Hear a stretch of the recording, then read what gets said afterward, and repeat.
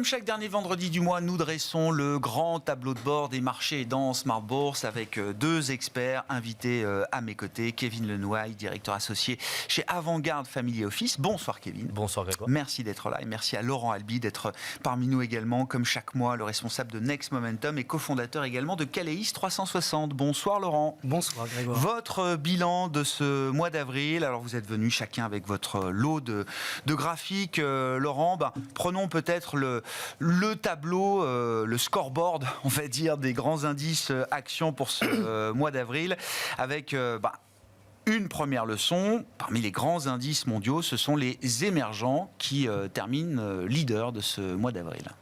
Absolument, donc diversification, rotation géographique, et peut-être, point d'interrogation, fin de l'exceptionnalisme américain, puisque tout gérant qui était surpondéré USA en 2023 et 2024 était largement gagnant, et peut-être que ce paradigme va changer en 2025, et peut-être même pour les prochaines années, on ne sait pas, mais en tout cas, de voir les émergents en tête, c'est rare, en tout cas sur ces dernières années, et donc ça mérite de le souligner, avec donc en bleu à gauche la grande tour du Brésil qui est donc non, excusez-moi, l'Inde. Pardon. C'est le retour de l'Inde. Le retour de l'Inde, absolument. Le report sur l'Inde, 4% donc en avril et 2,5% seulement depuis le début de l'année, mais peut-être que c'est le début de quelque chose.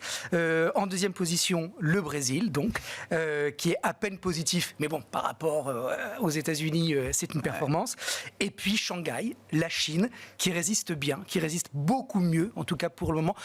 Contrairement à ce qu'on aurait pu penser avec ces droits de douane complètement délirants, bien le marché chinois y tient, en tout cas pour le moment. Et ça, c'est une information, je trouve, qui est intéressante parce que peut-être que ça présage de quelque chose d'intéressant. Cette résilience dans un moment où ces marchés-là sont censés souffrir, c'est quand même le signe de quelque chose. Oui, parce que ça peut pas être pire. On va pas monter à 400%. Hein. Donc, non, on est plutôt en train de redescendre, là, visiblement. Donc, vu qu'on est allé vu que Donald Trump est allé le climax, très vite, et très très fort, et que dans ce contexte, il n'y a pas eu de panique, finalement, je trouve que c'est assez intéressant à remarquer. Je vois la barre rouge, c'est celle du CAC. Alors, la barre rouge, oui, à droite, oui, c'est le CAC. Moins 7%. Alors, il faut préciser, tout ça est en devise locale. Oui, ça, parce qu'on va parler du dollar. Oui. Mais pour un investisseur en dollars, la baisse est beaucoup moins importante sur les indices européens, puisque sur le mois d'avril, le dollar a dû baisser de 4-5% face à différentes devises. Tout à fait. Donc, le CAC 40, bon dernier, le Nasdaq 100 et le S&P qui sont tous les deux à moins 5. L'Allemagne qui tire à peu près son épingle du jeu, moins 4.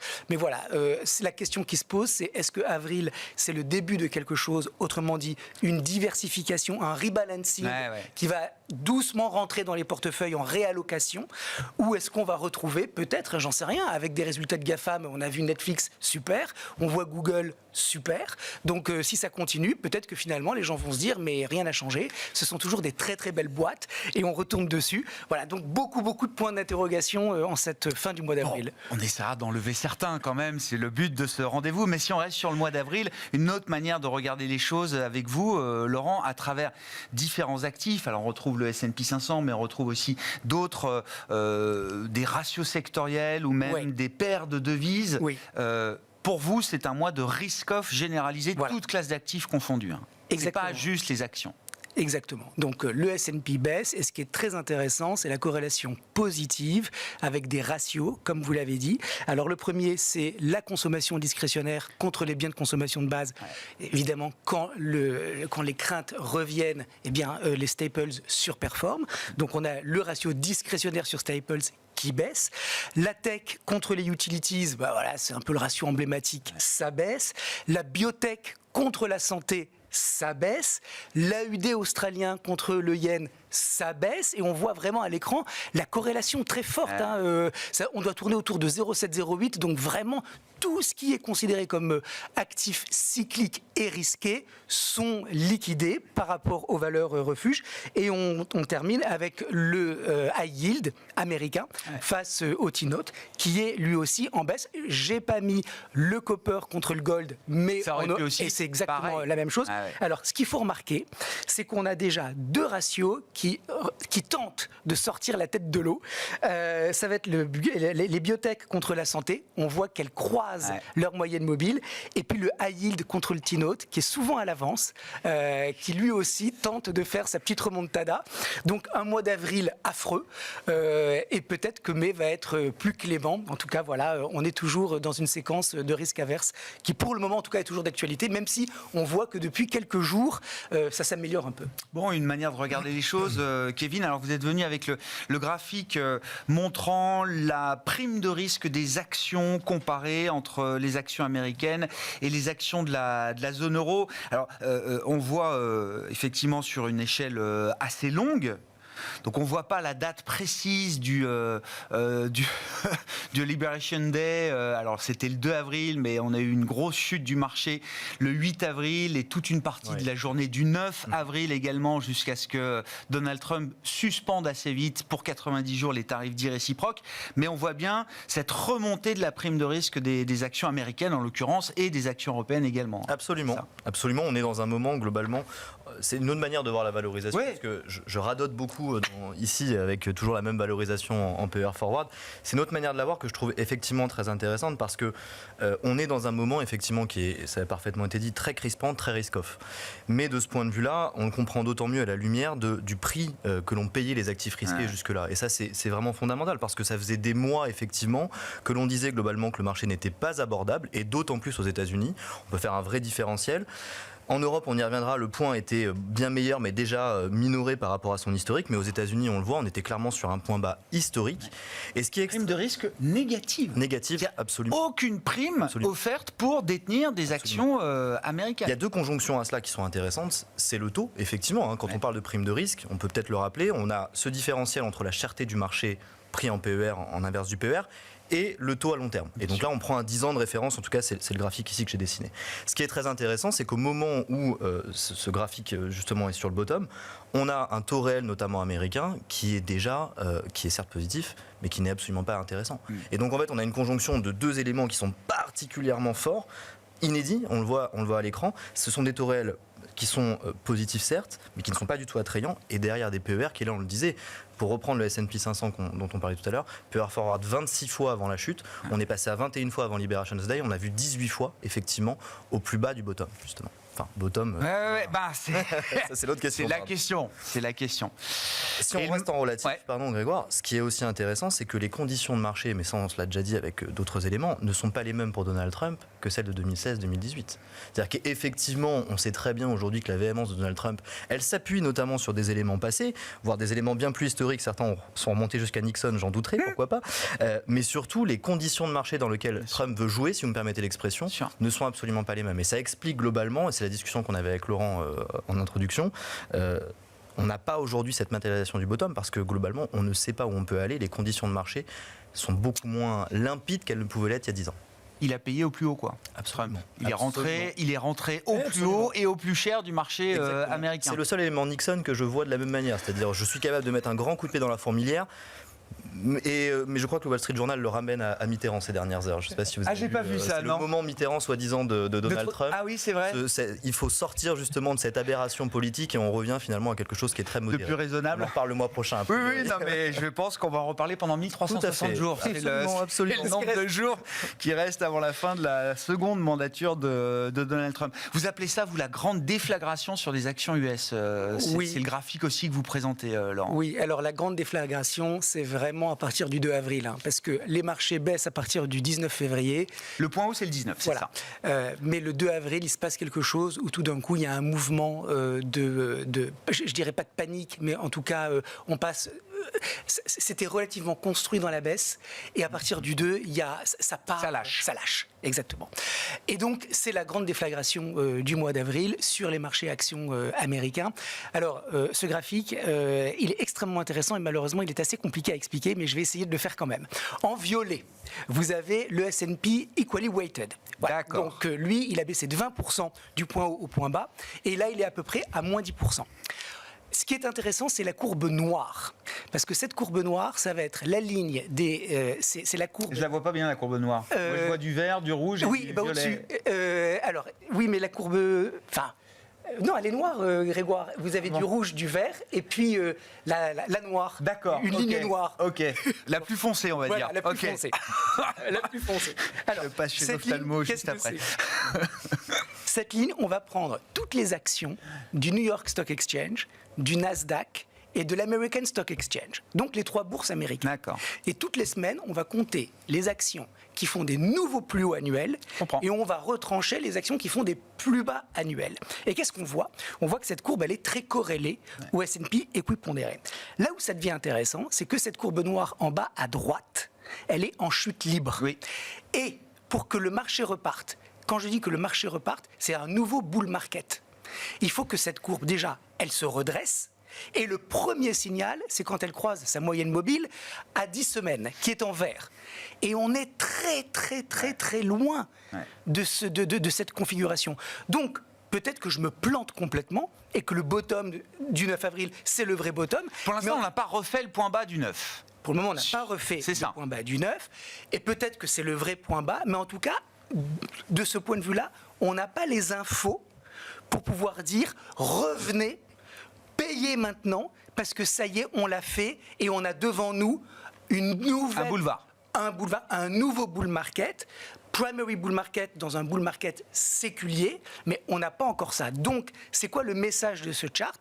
C'est que je ne peux pas recommander aux investisseurs autre chose qu'être prudent à ce stade, parce que même si le bottom il a été fait, j'ai pas encore les éléments pour pouvoir effectivement l'annoncer. C'est pas encore un risk reward confortable pour se projeter sur une vraie tendance, un vrai directionnel positif de moyen long terme. On a l'impression qu'on est au début.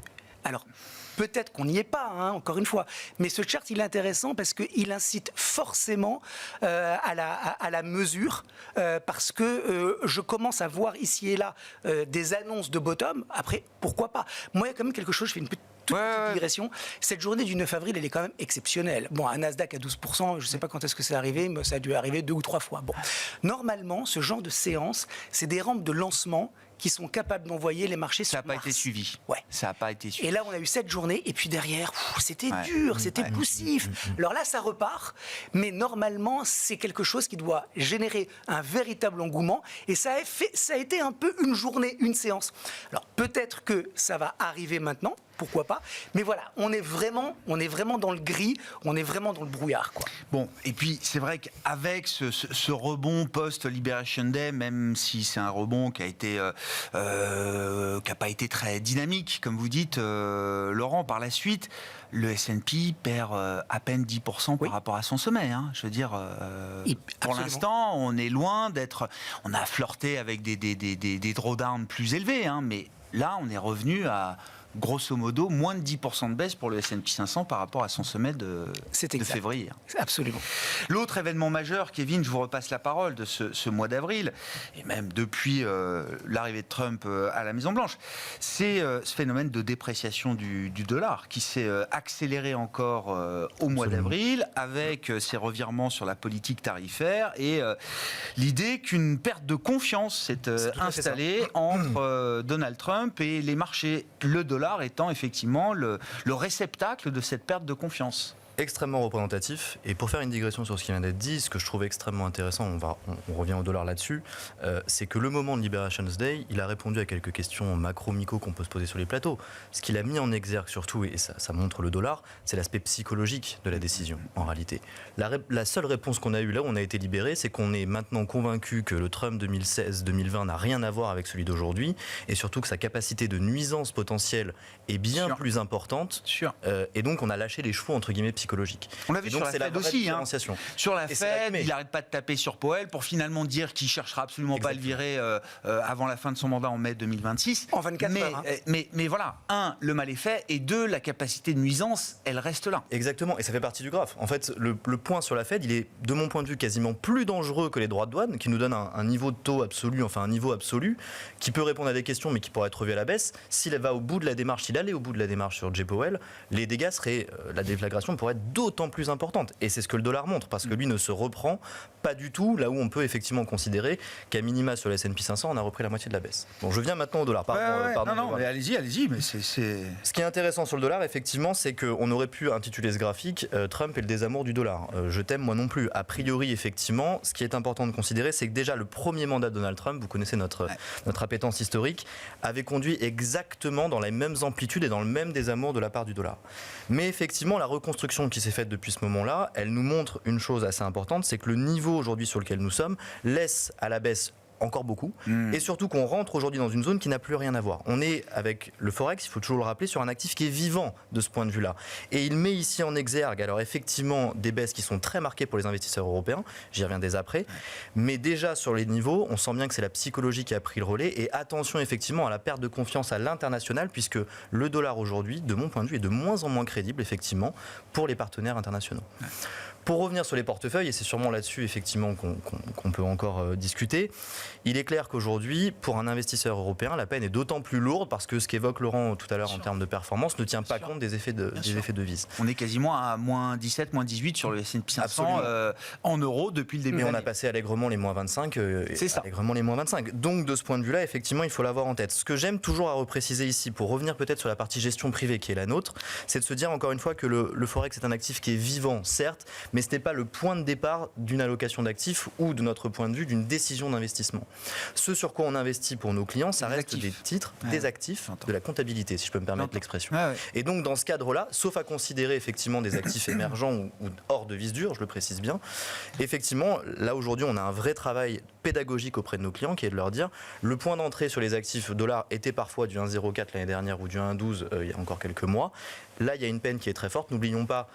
Le déport aujourd'hui signifie une performance l'année dernière. Mais ça vaut le coup de se couvrir aujourd'hui quand on investit sur les actions américaines ou pas, Kevin ? Non, je ne le. C'est pas une pratique très courante de se couvrir contre le dollar, puisque ça reste l'actif de refuge, ça restait l'actif refuge de référence. Donc on était content d'être exposé au dollar dans son portefeuille d'actions américaines en cas de secousse, quoi. En gestion privée, c'est pas la norme effectivement de se couvrir, mais on peut le faire et on en voit de plus en plus. Tout est possible, bien sûr. Maintenant, est-ce que ça vaut le coup ? De mon point de vue, non. Pourquoi ? Parce que effectivement, déjà le coût aujourd'hui de la couverture n'est absolument pas prohibitif. Mais reste quelque chose que les clients n'ont pas envie d'aborder et que je ne leur conseillerais pas, puisque, encore une fois, dans une approche à 3-4 ans, sauf à considérer que la dévaluation du dollar est systémique, ce qui est encore autre chose. Et là, on parle d'une dépréciation un peu accélérée, quoi. Exactement. Cette dépréciation, si elle reste... Est-ce que c'est un statut qui a changé ? Réponse, évidemment, devant nous. Exactement. Et donc, dans un cadre classique, la couverture, elle n'est pas tenable à long terme. C'est ce qu'il faut se dire. Le coût de change, le coût de la couverture n'est pas tenable. Vous ne pouvez pas porter cette couverture sur autant de temps. C'est une mauvaise idée. La question que nous posent aujourd'hui nos clients, elle est inverse. Alors, elle est facile sur les 1,15. Effectivement, c'est au contraire, est-ce que c'est un point d'entrée pour remettre du dollar ? Là, on irait sur des considérations, vous les connaissez, parité de pouvoir de change et différentiel de taux. En absolu, encore une fois, on peut considérer certes que la zone d'appui, elle est autour des 1,17, 1,20 sur l'euro-dollar. Maintenant, dans le différentiel de taux, à 1,10, majeur, on sera très confortable. Le différentiel entre le taux 10 ans américain et le 10 ans allemand, il a explosé à quasiment 200 poins de base. Donc ça va d'autant plus à contresens encore d'une couverture. Ce serait uniquement tactique et à mon avis trop coûteuse. Derrière la baisse du dollar, et pour remettre là aussi les choses en perspective, comme vous le faites Kevin, il y a quand même aussi l'idée que avant même Liberation Day et avant même le retour de Trump aux affaires, le monde alors je ne vais pas dire se dédollarisait, mais se diversifiait du dollar, et ce depuis des années déjà maintenant. La part d'utilisation du dollar dans les échanges commerciaux a quand même baissé, la part de détention du dollar dans les réserves de change étrangères a déjà baissé, et ce depuis des années. C'est bien la tendance qu'on voit avec ce graphique. Exactement. Ce que montre le graphique ici, effectivement, c'est qu'il y avait déjà un mouvement. Alors, on parle parfois de dédollarisation, ça me paraît effectivement un peu fort sur les niveaux. Diversification, c'est bien. Effectivement.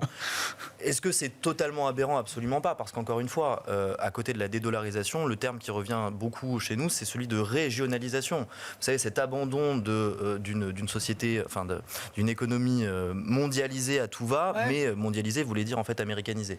Donc oui, effectivement, la régionalisation, elle a sens, et elle peut s'accentuer effectivement de ce point de vue-là. Ça se voit dans ce graphique que je trouve intéressant, qui nous permet aussi d'aborder un autre actif qui est l'or, effectivement, et de rappeler une première chose, c'est que déjà sur l'or, mais aussi sur le forex, on va évidemment toujours parler des épargnants privés chinois qui achètent de l'or. Mais en réalité, les points, j'allais dire, les plus forts aujourd'hui sur ces actifs-là, ça reste les banques centrales. Ne l'oublions absolument pas, c'était l'un des effets, on en avait parlé à ce moment-là, qui fait que nous n'avions pas acheté d'or lors de la guerre ukrainienne, parce qu'il fallait que la Russie cède ses stocks d'or. Et bien là, on a le même mouvement, donc c'est assez intéressant, effectivement. On a une diversification, effectivement, des réserves, et en plus de ça, on a un mouvement sur l'or qui s'accroît. Il montre ce que l'on disait, non seulement les échanges, effectivement, sont beaucoup plus diversifiés aujourd'hui, surtout, vous avez des devises qui sont capables de prendre le relais, et ça, ce n'est pas une partie, on peut pas. Mais le mouvement Trump est intéressant parce que potentiellement, il va recrédibiliser les autres devises. Alors, de là à ce que l'euro soit crédible. Je le découvre, j'en suis le premier. Non, mais il y a un chemin à faire de ce côté. Mais sur les devises asiatiques et notamment sur le yuan, la question va se poser très rapidement parce qu'effectivement, vu la force qui doit être prise. Il y a une telle profondeur de marché sur le dollar que, évidemment, c'est compliqué de dire qu'une devise peut récupérer à elle seule le statut de réserve, ou monnaie de réserve tant que la mondiale. crédibilité américaine n'est pas entamée. Ce qui là est encore autre chose. Techniquement, alors vous êtes venu avec votre graphique du dollar aussi, Laurent. Oui, c'est évidemment celui de Kevin. Sans concertation aucune, mais on parle de ce qui a fait le marché en avril. Qu'est-ce que ça nous dit? Donc c'est bien l'indice dollar face à une poignée de grandes devises de référence. Voilà, un panier de 6 devises. Alors bon, Kevin a parfaitement expliqué le contexte sur le dollar américain. Moi, ce que je peux simplement apporter, c'est donc la lecture technique, une devise qui est survendue, qui a commencé à baisser au début de l'année. Donc, oui, bien sûr. Mais il y a eu encore une fois cette accélération en avril. Tactiquement, moi je pense qu'on va assister à une petite respiration quand même, parce qu'on est quand même sur un énorme niveau. Donc je ne le vois pas continuer de s'écrouler à cette vitesse tout de suite. La question qui se pose derrière, c'est est-ce que c'est l'atterrissage sur cette zone, ou est-ce que ça peut aller plus bas? Et malheureusement, mon cher Grégoire, je n'ai pas la réponse. Parce qu'on est quelque part pris en otage par les propos de Trump. C'est vraiment un seul homme maintenant qui est capable de tout faire bouger. Donc on est sur un énorme niveau. Voilà. Et on va voir ce qui va se passer. En tout cas, tactiquement, je pense que l'euro devrait baisser un petit peu. Et je ne m'attends pas, sur mai, à avoir ce momentum haussier sur l'euro-dollar tel qu'on l'a vécu depuis 3 semaines. Je rappelle, la BCE va continuer de baisser ses taux, normalement.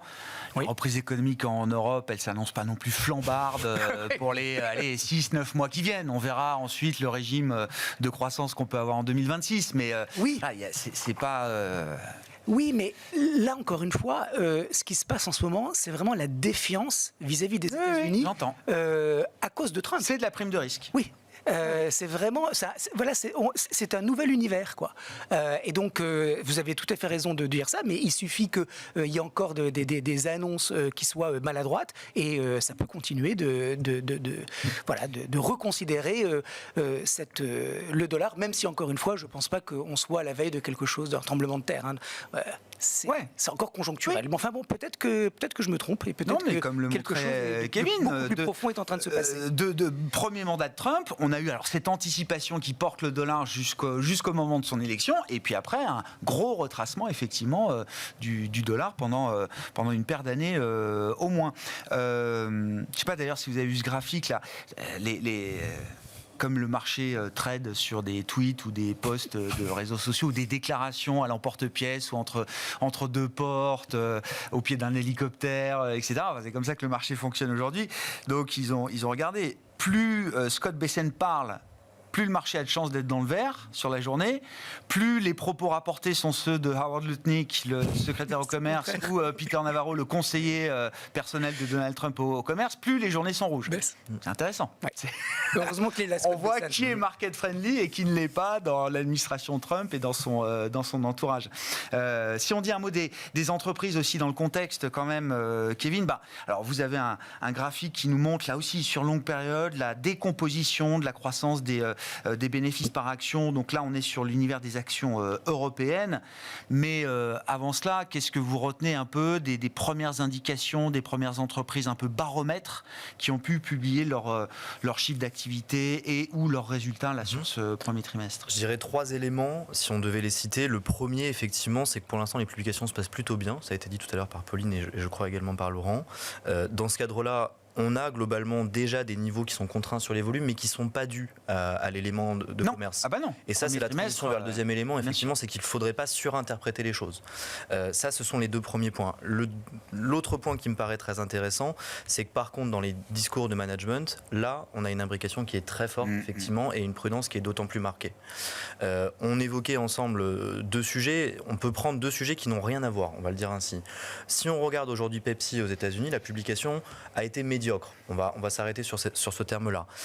Les volumes sont plutôt bons, en tout cas ils sont reprises, mais le niveau de marge, et on va venir ensuite au graphique, ne permet pas effectivement une marge de manœuvre qui est extrêmement importante. Le marché réagit plutôt là aussi médiocrement. Par contre, ce qui est très important, c'est que là où on voit que les choses vont empirer, c'est que le management nous dit très clairement, par contre, la Fed sur 2025, elle est très clairement terminée. Et eux, la dévaluation du dollar, elle suffit absolument pas à rattraper les volumes dans leur globalité. Donc, c'est ce que l'on ressent aujourd'hui du côté micro. L'autre élément qui va être très intéressant, qui est très exportateur, mais qui n'a rien à voir, c'est ASML. Alors, qui est dans nos portefeuilles et qu'on apprécie beaucoup, là aussi fondamentalement, même si on pourrait parler en termes de performance. Là aussi, ASML résume très bien les choses, pas touché par les droits de douane dans un premier temps, mais très représentatif du lien que va avoir ce type d'entreprise sur l'économie mondiale et du risque potentiel. La première chose, effectivement, je vais commencer par la fin, le risque potentiel. Pas de droits de douane à l'heure actuelle, d'aller dire en premier abord sur ASML, mais on sait très bien que l'administration américaine, aujourd'hui, a la visée très forte sur la protection, les droits de détention intellectuelle, et notamment sur la lithographie. Donc on sait très bien qu'ASML a tout intérêt à ne pas faire beaucoup de vagues, je vais dire comme ça. Donc déjà, on sent très bien que ce type d'acteur-là va être très ciblé. Mais surtout, eux-mêmes avouent dans leur communication que les perspectives ne sont pas extrêmement bonnes. Pourquoi ? Parce que eux, s'ils ne sont pas touchés, c'est tout l'environnement, certes des semis, mais c'est tout l'environnement industriel, une nouvelle fois, qui est touché. Donc quand bien même vous passez entre les mailles du filet des droits de douane, ce que l'on voit sur le marché aujourd'hui, c'est une tension assez forte aujourd'hui dans les communications. Et ce que je retiens, la conclusion de tout ça, si vous me le permettez, avant de venir au graphique, c'est celui de se dire qu'aujourd'hui, le marché est très gentil, me semble-t-il, et assez... sympathique vis-à-vis des croissances et vis-à-vis des perspectives attendues, parce qu'on n'a pas de retracements qui sont extrêmement forts sur les perspectives. C'est potentiellement une deuxième patte, justement, de baisse ou de déception qui peut arriver instantanément. Très compliqué de mesurer effectivement les effets de cascade, les effets de réverbération qui sont liés à ces tarifs. Absolument. Google, on se dit, Google, c'est du service, il passe complètement à travers les tarifs qui sont mis sur les biens. Oui, mais comme Chine et Temu sont visés, Chine et Temu coupent leurs dépenses publicitaires sur Google. Enfin, il y a plein d'effets de réverbération comme ça qui peuvent se retrouver dans des entreprises dont à première vue, on se dit, elle est plutôt en dehors du cercle premier des tarifs. C'est ça, et ASML est représentatif parce que valeur internationale par définition, chiffre d'affaires extrêmement diversifié, mais encore une fois, les effets de bord sont bien plus importants. Qu'est-ce qu'il faut comprendre là, de ce graphique long terme sur la manière dont se forment les bénéfices par action des entreprises en Europe là, Ce qui est important Kevin. ici, c'est la décomposition, effectivement. Je le précise bien, en croissance. On n'est pas sur des niveaux absolus. Donc là, c'est comment se forme la croissance des bénéfices par action, effectivement. 2 éléments majeurs, effectivement, c'est soit la croissance des ventes, on pourrait parler de volume, on va beaucoup plus vite, ou la croissance des marges. Ce que l'on a aujourd'hui sous les yeux, mais on pourrait le reprendre en réalité sur différents marchés, c'est celui du MSCI Europe. Le MSCI Europe, ici, ne dispose pas d'un stock de croissance des volumes passés suffisant pour encaisser aujourd'hui le choc des droits de douane. C'est ce qui est très important. Ça va poser un problème aujourd'hui. C'est ce qui explique, à mon avis, le marché est très gentil vis-à-vis des valorisations, une nouvelle fois, parce que, encore une fois, les marges sont assez élevées en Europe. On avait déjà parlé par le passé. On est globalement à 13 points de marge opérationnelle en moyenne sur les marchés européens et le choc est attendu à -3. 3 points en moins, pardon. Donc on a de la marge de manœuvre. Par contre, en termes de volume, le report n'est pas possible aujourd'hui de ce point de vue-là, parce qu'on en reparle, les économies sont trop imbriquées, et donc il faudra se poser la question justement de où peuvent aller les surplus, encore une fois. Quand je parle de surplus, je pourrais parler de la Chine. Oui, bien sûr. Donc c'est ce que montrent ici les choses, c'est encore une fois, le stock n'est pas suffisant, de mon point de vue, pour encaisser un choc similaire. Bon, fragilité dans les perspectives bénéficiaires des entreprises quand même. On verra, les révisions, comme vous le dites, sont assez gentilles pour l'instant. Le marché est peut-être beaucoup plus cher que ce qu'on imagine à date. On suivra ça, on va laisser la saison de publication se dérouler, les analystes faire leur travail et voir effectivement où est-ce que les perspectives de croissance bénéficiaire atterrissent. Nous allons entrer dans le mois de mai, nous marquons les 100 jours de Donald Trump et nous entrons dans le mois de mai. Alors c'est bien, il y a un très bel effet de saisonnalité, Laurent, à double titre. Est-ce que passer le cap des 100 jours, c'est déjà passer le cap d'une forme d'incertitude? Je ne sais pas. Et l'entrée dans le mois de mai, est-ce que c'est une nouvelle forme d'incertitude qui arrive pour les investisseurs? Vous avez choisi ce titre, on fait une pause, point d'interrogation. Oui, parce que j'ai l'impression que c'est ce que les directeurs d'usines, les traders dans les salles de marché, les gestionnaires, les économistes demandent à Donald Trump. Tout le monde aimerait bien qu'on appuie sur le bouton pause quelque temps. Sinon on va tous faire un burn-out rapide. C'est peut-être ce qui est en train de se passer. C'est peut-être ce qui est en train de se passer ces derniers jours. Voilà. Donc, exactement. Donc, comme le disait Jamie Dimon, maintenant on a besoin de voir des deals. C'est ce que Jamie Dimon, le patron de JP Morgan, disait le 8 avril à la télévision avant que Donald Trump mette en place ses tarifs et les suspende 14 heures après. Là, maintenant, il faut rentrer dans la phase où on a besoin de voir des deals. Donc c'est ce que, d'une manière ou d'une autre, va générer ou produire l'administration américaine. Que ce soit des deals faciles avec la Corée du Sud, avec qui il n'y a pas de barrière tarifaire, ou des deals plus compliqués et sans doute beaucoup plus longs et complexes à mettre en œuvre, comme avec la Chine, par exemple. Il faudrait déjà qu'il nomme un interlocuteur qui soit son porte-parole et que les Chinois puissent communiquer avec quelqu'un, parce que pour le moment, c'est même pas le cas. Alors, donc, avril a été affreux. Je pense que mai, on devrait assister, je pense, à une petite accalmie. Alors, c'est pas juste un sentiment personnel, c'est parce que on a ici à l'écran un graphique donc du S&P en toile de fond et d'un indicateur de participation très intéressant qui s'appelle le Summation Index et qui est en fait toujours basé sur cette idée d'action du S&P qui avance moins celle qui recule, sauf qu'on va faire une moyenne mobile d'une moyenne mobile. Donc on va beaucoup lisser cette évolution, cette dynamique pour enlever le bruit. Et donc on a un signal, tout petit signal qui apparaît seulement maintenant d'une reprise. Alors pourquoi c'est intéressant? Parce que si c'était juste avancer moins déclin, il y a du bruit, ça peut repartir à la baisse. Mais quand on a ce Summation Index qui se met en place à la hausse, en général, ça marche plutôt bien. Donc qu'est-ce que ça veut dire? Ça veut dire qu'on est toujours dans un marché baissier. Ça veut dire qu'on ne sait toujours pas où est le bottom. Mais qu'a priori, on devrait assister à une accalmie dans la baisse et avoir un mouvement haussier qui sera soit un mouvement de contre-tendance qui va s'arrêter plus haut plus tard. Un rebond de bear market. Voilà. Et puis ça repart à la baisse.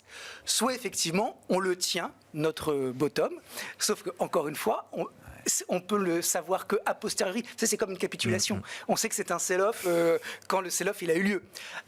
Donc là, pour le moment, on n'a pas beaucoup d'indications, sauf que tactiquement, puisque c'est le grand tableau de bord et qu'on est à la fin du mois d'avril, sur mai, ce que j'anticipe, c'est une baisse de la vol qui a déjà commencé.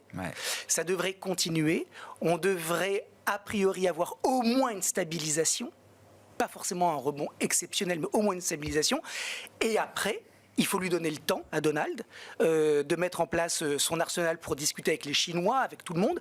Et peut-être qu'au mois de juin, si on est de nouveau déçu, eh ben ça repartira à la baisse, ou au contraire, il y aura vraiment des bonnes surprises, parce qu'il y aura une espèce de wake-up call où la fête est finie. Oui, un pivot total de Trump et de son administration. Oui. Parce qu'il va y avoir, encore une fois, des forces. On a vu qu'il pouvait pivoter vite. Le mois d'avril a montré effectivement que Trump pouvait pivoter très très vite. Et puis, je pense qu'il y a quand même deux choses complètement différentes. C'est les mid-term. Bon, je pense quand même que ça doit quand même traîner quelque part dans son esprit. Et puis, le temps passe.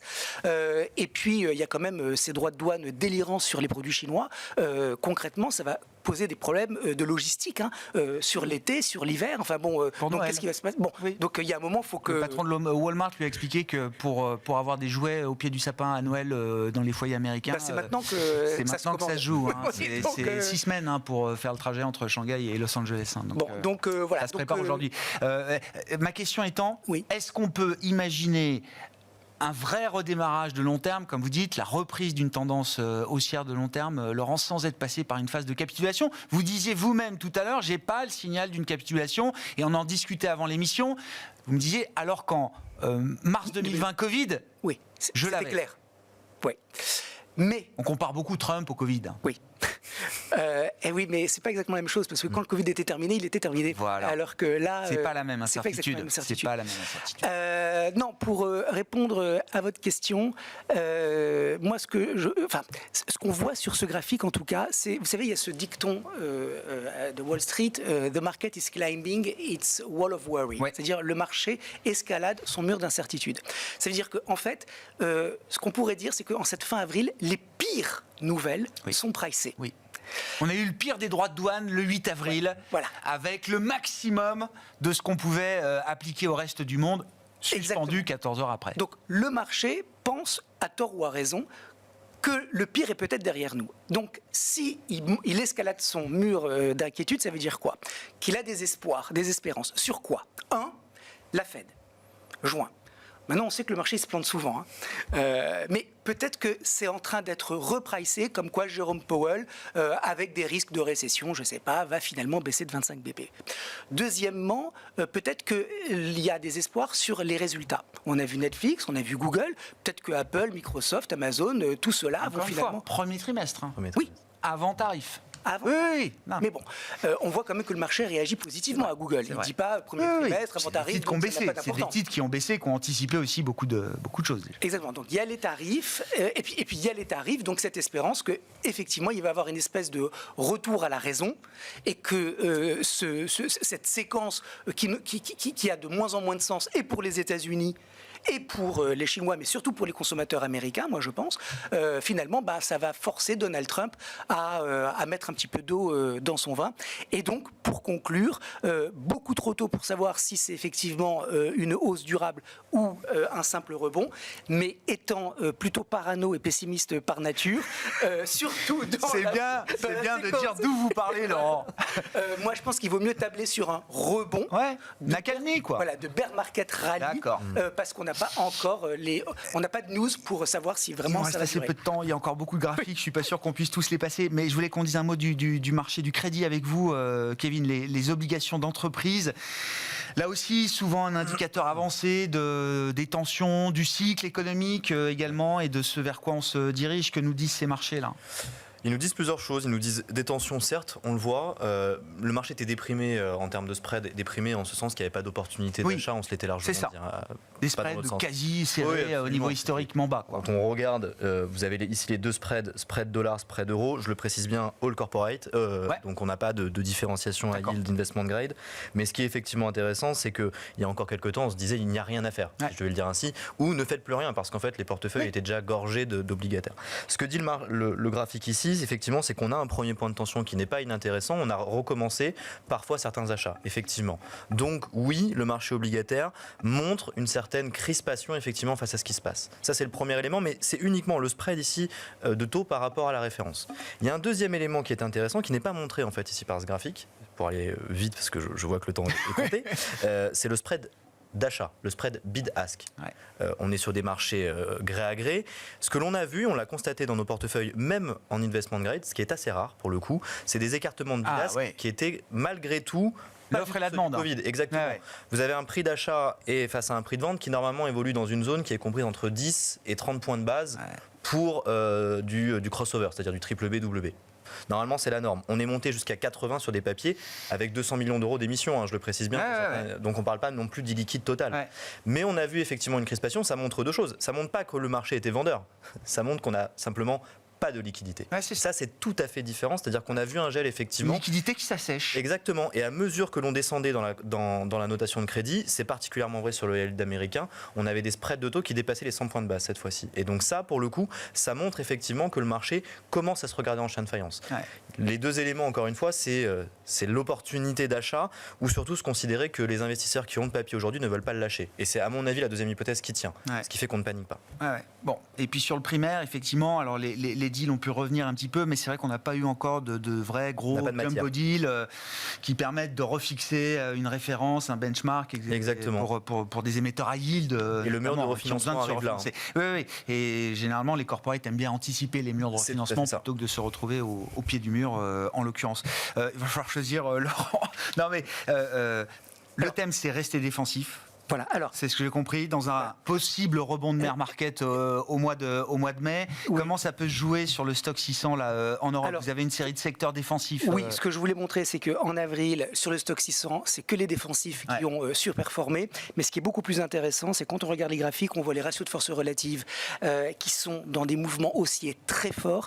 Et il y a un rate of change du ratio de force relative qui montre la vitesse de surperformance qui n'arrête pas d'accélérer. Donc on reste défensif sur mai. Et c'est quoi les secteurs que vous privilégiez là? Alors l'assurance qui est toujours très forte, les télécoms, les utilities et puis les foncières qui sont en train peut-être de frémir, et l'alimentation et boissons qui a été hyper boudée depuis 2 ans et qui commence là aussi à se réveiller. Donc les jokers, c'est ça, c'est les foncières et alimentation et boissons. Bon. Pour traverser le mois de mai de la manière la plus calme possible, espérons-le. Merci beaucoup, messieurs. Merci d'avoir été avec nous en ce dernier vendredi du mois. Chaque dernier vendredi, c'est le grand tableau de bord des marchés. Laurent Albi est avec nous, responsable de Next Momentum, cofondateur de Caleis 360, et Kevin Lenouaille, directeur associé chez Avantgarde Family Office.